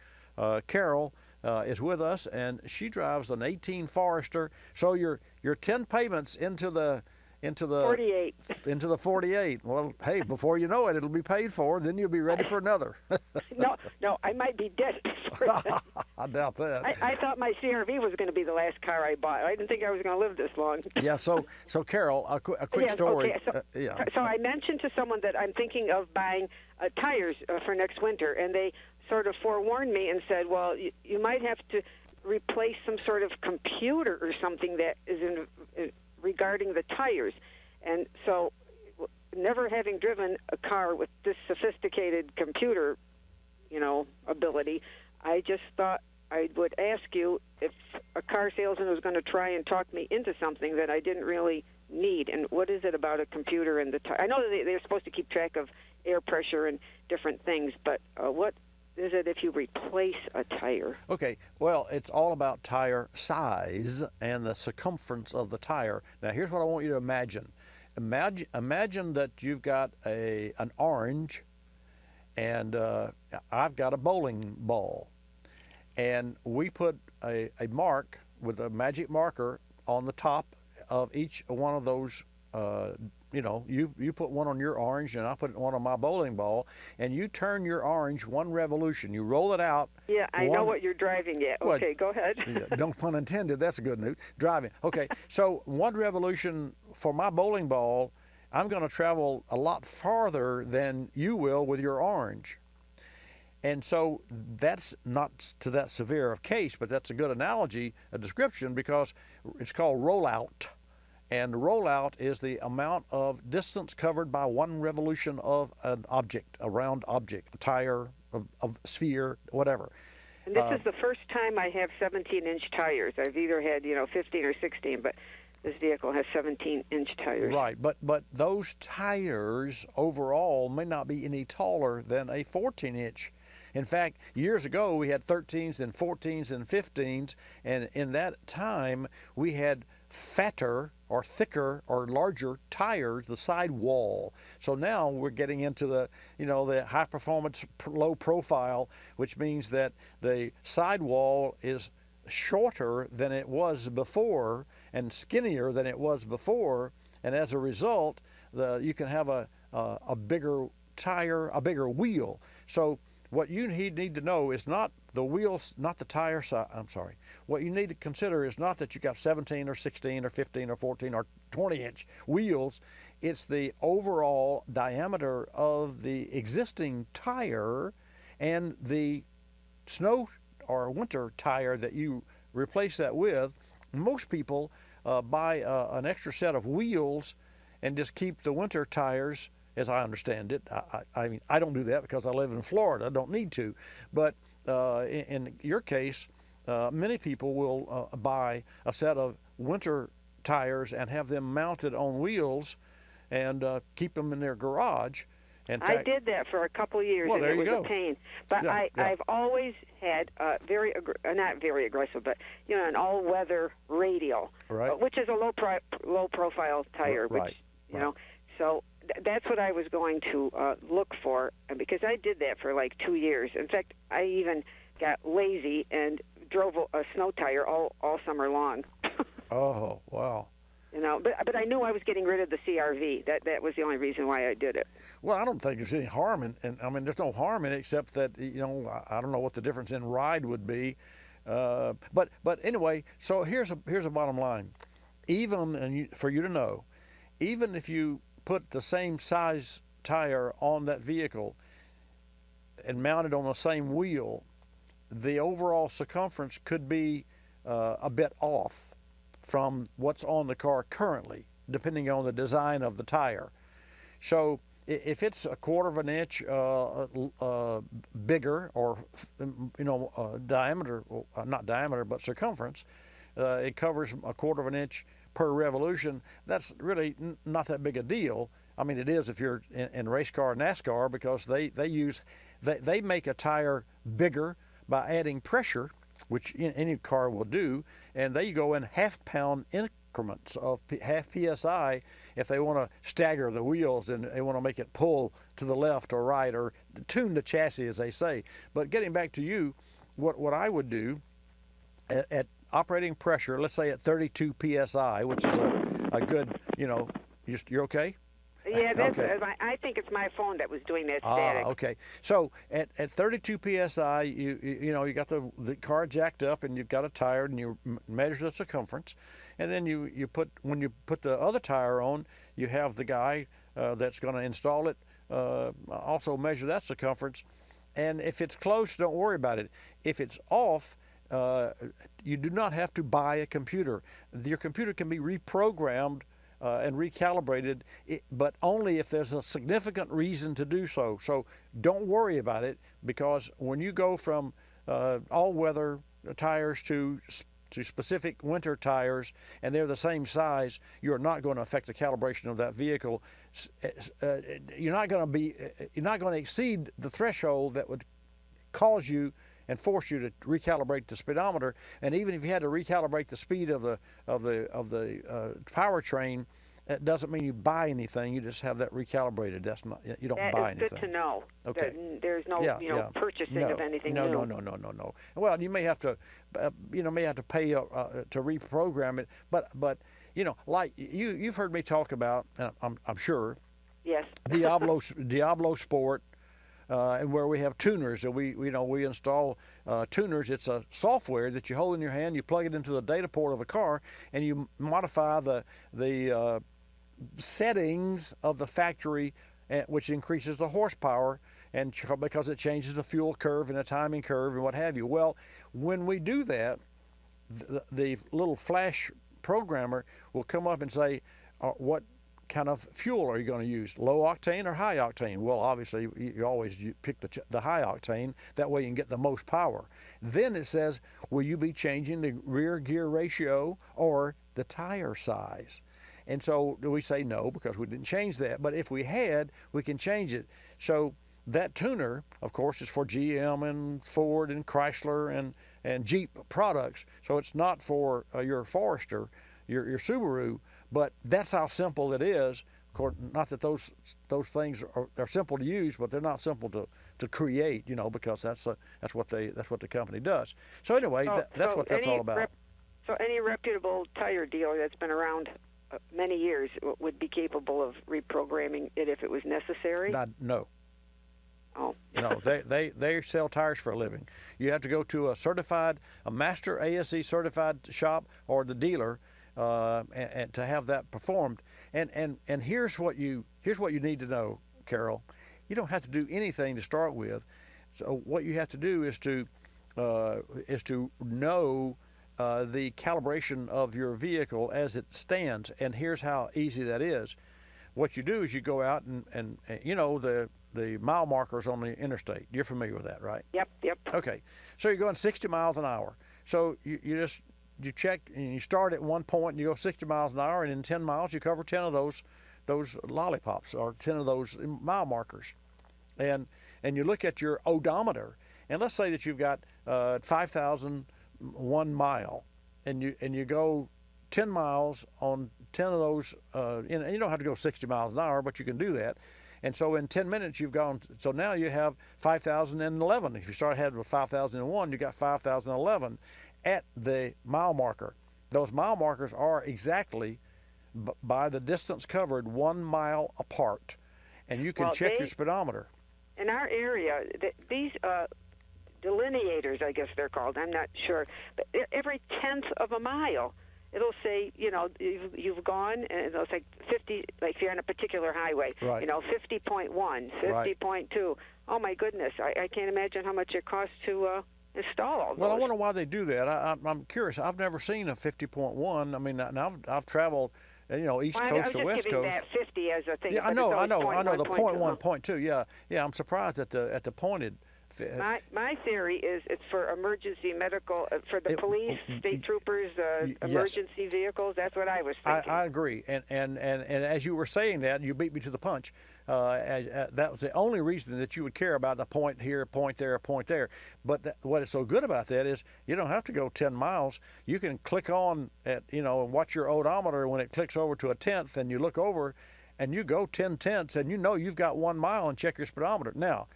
Now, even if it's off, it's not going to be off to such an extent that it's going to be significantly off enough to reach a threshold of recalibration in 1 mile. So you still need to check it for 5.1 miles to 10.1 miles so that you can be assured that you've got an accurate check.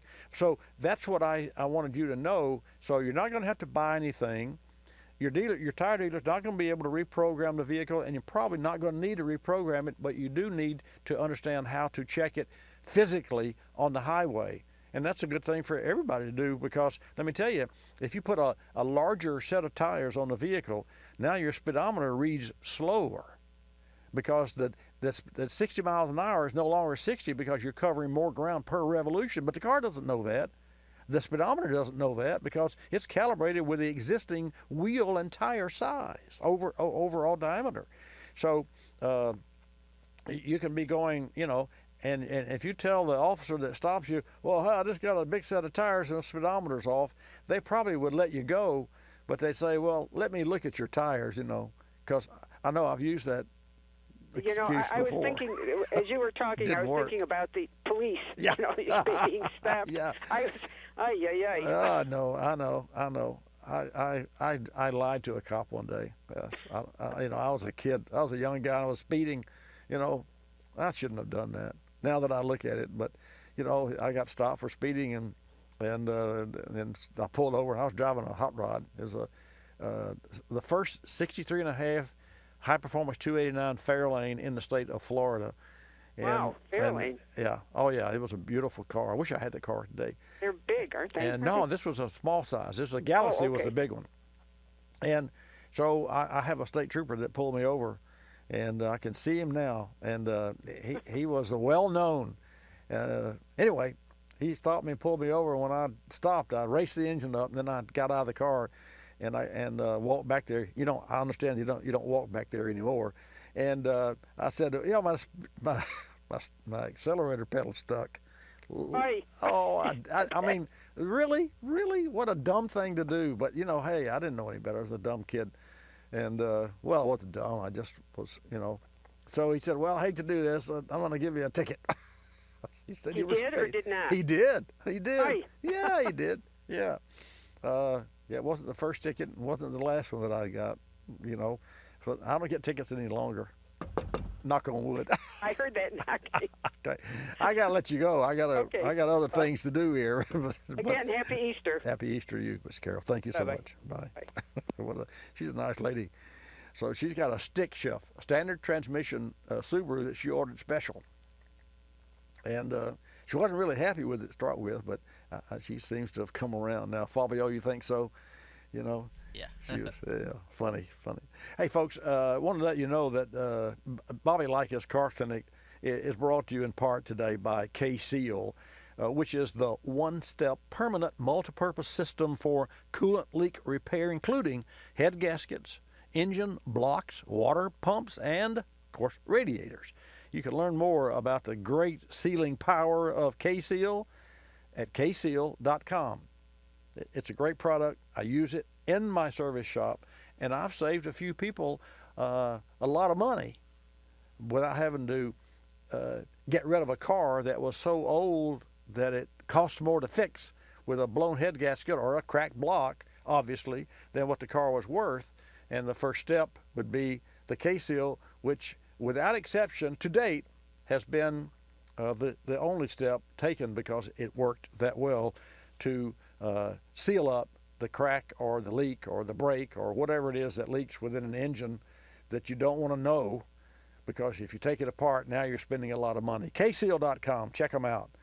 I'd like to take this opportunity to, number one, invite you to call, but also I want to share, there's an event coming up with Favor House, And it's the keynote speaker is a friend of mine, and it's for a special event right here in Pensacola, Florida. It's the White Rose Luncheon, and that's Don Parker, who is the founding task force and committee member for Favor House in 1979. Don's a retired Escambia County Sheriff's officer. He's the WCOA, our local car clinic affiliate morning show host, an author and Toastmaster, and he'll be joining the Escambia County Sheriff, David Morgan, and Sue Strawn, a lovely lady from our ABC WEAR TV affiliate, at this special event. It's 2019 Rose Luncheon, White Rose Luncheon, and it starts at 11:30, May the 9th, at Sanders Beach Community Center here in Pensacola. Spread the word. Hashtag what you do at home matters. And we want to reach out to Kate DeBlander, the president of Favor House, and congratulate her and her team. Thanks for tuning in to Bobby Likis Car Clinic. Likis, you'll love us. This is Bobby Likis Car Clinic. Bobby Likis Car Clinic is a copyrighted presentation of Car Clinic Productions Incorporated and may not be reproduced or rebroadcast without the express written approval of Car Clinic Productions Incorporated.